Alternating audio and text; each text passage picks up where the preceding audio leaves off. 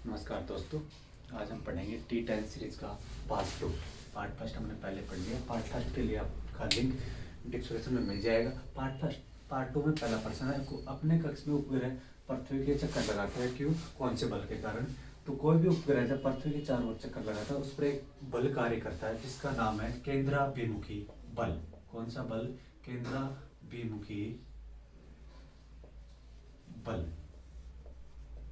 तो किस बल के कारण कोई भी उपग्रह पृथ्वी के चारों ओर चक्कर लगाता है, वो लगाता है केंद्राभिमुखी बल। अब केंद्राभिमुखी बल क्या होता है? जैसे ये कोई भी ग्रह है, इसके अंदर की तरफ एक बल कार्य करता है जिसको हम कहते हैं केंद्राभिमुखी बल। इस बल के कारण उपग्रह पृथ्वी के चारों ओर चक्कर लगाता है। एक केंद्राभिमुखी बल के अपोजिट एक और बल कार्य होता है जिसको कहते हैं अपकेंद्रीय बल। अपकेंद्रीय बल। अपकेंद्रीय बल कौन सा होता है कि ये केंद्र की तरफ न लगा के बाहर की तरफ जो बल लगता है उसको अपकेंद्रीय बल कहते हैं। तो इसका केंद्राभिमुखी बल का अपोजिट कौन सा होता है? अपकेंद्रीय बल। लेकिन इस पे कौन सा बल कार्य करता है? इस पे बल कार्य करता है केंद्राभिमुखी बल के कारण कोई भी उपग्रह पृथ्वी के चारों ओर चक्कर लगाता है। हमारा दूसरा क्वेश्चन है, किसी लिफ्ट में बैठे हुए व्यक्ति का अपना भार कब अधिक मालूम होगा? जब लिफ्ट, कोई भी व्यक्ति लिफ्ट में बैठा हो तो उसको भार कब अधिक मालूम है? जब लिफ्ट तीव्र वेग से ऊपर की ओर जाती है। तो लिफ्ट तीव्र वेग से ऊपर की ओर जाएगी, तीव्र गति से ऊपर जाएगी तो व्यक्ति को अधिक भार महसूस होगा। तीसरा है, हवाओं में कौन सी ऊर्जा होती है? हवाओं में गतिज ऊर्जा होती है। हवाओं में कौन सी ऊर्जा होती है? हवाओं में गतिज ऊर्जा होती है, जिसको हम बात फिर से विद्युत ऊर्जा में और विभिन्न प्रकार की ऊर्जाओं में कन्वर्ट कर सकते हैं। तो हवाओं में कौन सी ऊर्जा होती है? हवाओं में गतिज ऊर्जा होती है। क्वेश्चन नंबर 4 अपने पास, जंग लगने पर लोहे का भार बढ़ जाता है। तो जंग लगने पर लोहे का भार बढ़ जाता है, क्यों बढ़ जाता है इसका बताते हैं। लोहे पे जंग कब लगेगी? लोहे पे जंग तब लगेगी जब लोहा ऑक्सीजन और नमी के साथ क्रिया करता है, तो लोहे की जंग लगती है। जब लोहा ऑक्सीजन और नमी के साथ क्रिया करेगा तो उसका भार उसके साथ ऑक्सीजन और नमी दोनों जुड़ जाएंगे, जिससे लोहे का भार बढ़ जाएगा। तो लोहे का भार बढ़ जाता है, जंग लगने पर लोहे का भार बढ़ जाता है। अब अगला प्रश्न है क्वेश्चन नंबर 5, बस में अचानक ब्रेक लगने पर यात्री आगे की ओर झुक जाते हैं, क्यों?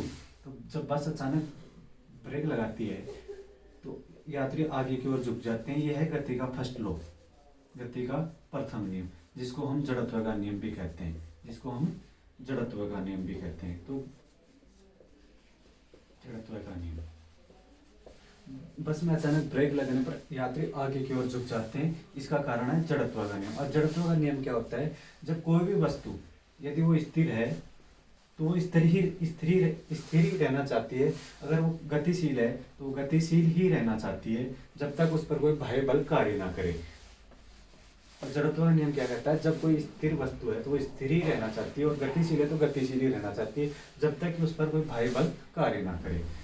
अगला क्वेश्चन अपने पास क्वेश्चन नंबर 6, घोड़े द्वारा गाड़ी का खींचना। तो इसमें कौन सी क्रिया का काम होगा? घोड़ा गाड़ी को कौन सी क्रिया के नियम से या गति के नियम से खींचता है? तो घोड़ा गाड़ी को गति के तीसरे नियम से खींचता है, जिसको हम क्रिया प्रतिक्रिया का नियम कहते हैं। गति का तीसरा नियम, जिसको हम न्यूटन्स मोशन थर्ड लॉ भी बोलते हैं। तो गति के तीसरे नियम को हम एक नाम से और जानते हैं, जिसका नाम है क्रिया प्रतिक्रिया का नियम। क्रिया प्रतिक्रिया का नियम। तो घोड़े द्वारा गाड़ी को खींचना, क्रिया प्रतिक्रिया का नियम। अब क्रिया प्रतिक्रिया का गति का तीसरा नियम क्या कहता है कि कोई भी क्रिया होती है उसके अपोजिट बराबर एक विपरीत दिशा में एक क्रिया और होती है, जिसको कहते हैं क्रिया प्रतिक्रिया का नियम। अगला क्वेश्चन है, रॉकेट प्रेक्षण किस सिद्धांत पर कार्य करता है? रॉकेट प्रेक्षण भी क्रिया प्रतिक्रिया के सिद्धांत पर कार्य करता है। तो रॉकेट प्रेक्षण भी क्रिया प्रतिक्रिया गति के तीसरे नियम को सिद्धांत पर काम करता है। अगला क्वेश्चन है, बंदूक से गोली चलाने पर कंधे पर धक्का लगना। तो कंधे पर धक्का क्यों लगता है? ये भी क्रिया प्रतिक्रिया के नियम से ही काम करता है, गति के थर्ड लॉ से नियम से काम करता है। अगला क्वेश्चन नंबर अपने पास 9 है, संवेग क्या है? तो संवेग क्या है? संवेग है वेग और द्रव्यमान का गुणनफल। वेग और द्रव्यमान का गुणनफल संवेग कहलाता है।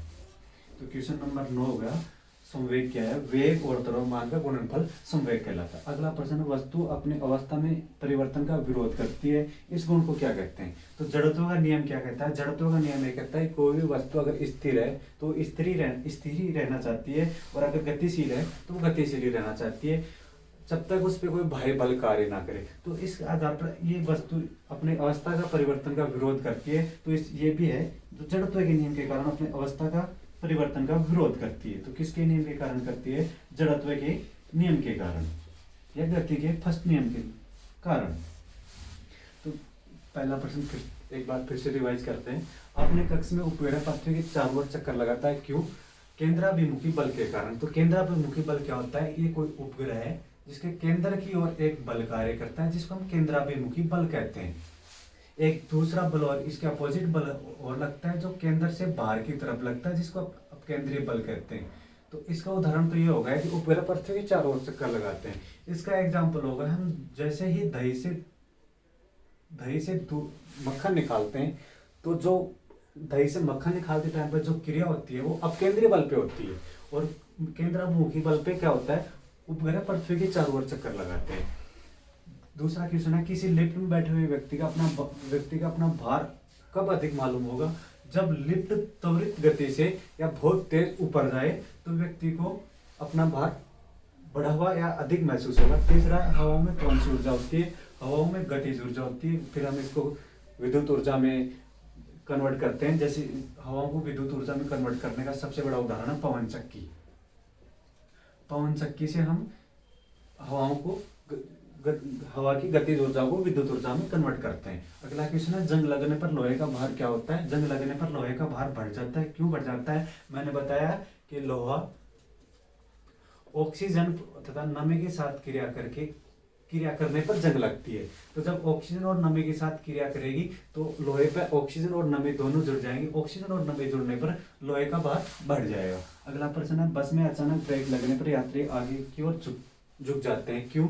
क्योंकि जड़त्व के नियम के अनुसार कोई भी वस्तु अगर स्थिर है तो वो स्थिर ही रहना चाहेगी, और गतिशील है तो गतिशील ही रहना चाहेगी। जब बस में यात्री बैठे हैं तो वो स्थिर है। जब अचानक बस ब्रेक लगाती है तो वो बस की जिस गति से चल रहे थे उस गति से हिसाब से वो आगे जाना चाहते हैं। तो जैसे ब्रेक लगाए तो बस तो रुक जाएगी, लेकिन यात्री आगे की ओर झुक जाएंगे। तो ये होगा जड़त्व के नियम के कारण। अगला, घोड़े द्वारा गाड़ी का खींचना। तो घोड़ा गाड़ी को कैसे खींचता है? घोड़ा जितने बल से गाड़ी को खींचेगा, गाड़ी उतनी ही एक प्रतिक्रिया का काम करेगी घोड़े को रोकने के लिए। तो घोड़ा जब गाड़ी खींचता है तो उसमें गति का तीसरा नियम लगता है, जिसको हम कहते हैं क्रिया प्रतिक्रिया का नियम। अगला प्रश्न, रॉकेट प्रेक्षण किस सिद्धांत पर कार्य करता है? रॉकेट प्रेक्षण भी क्रिया प्रतिक्रिया के सिद्धांत पर कार्य करता है। अगला प्रश्न, बंदूक से गोली चलने पर कंधे पर धक्का लगता है। जब बंदूक से फायर होता है तो कंधे पर एक झटका महसूस होता है, जो है क्रिया प्रतिक्रिया के नियम से होता है। अगला प्रश्न, संवेग क्या है? संवेग वेग और द्रव्यमान का गुणनफल। वेग और द्रव्यमान के गुणनफल को संवेग कहते हैं। अगला क्वेश्चन है, वस्तु अपनी अवस्था के परिवर्तन का विरोध करती है, इस गुण को कहते हैं? इस गुण को हम जड़त्व का नियम कहते हैं, क्योंकि जड़त्व का नियम ये कहता है कि कोई भी वस्तु अगर स्थिर है तो स्थिर ही रहना चाहेगी, जब तक उस पर कोई बाह्य बल कार्य ना करे। ये हमारे आज के 10 प्रश्न पूरे हैं। अगले 10 प्रश्न के लिए हम पढ़ेंगे पार्ट टी सीरीज 10 का पार्ट 3। धन्यवाद दोस्तों।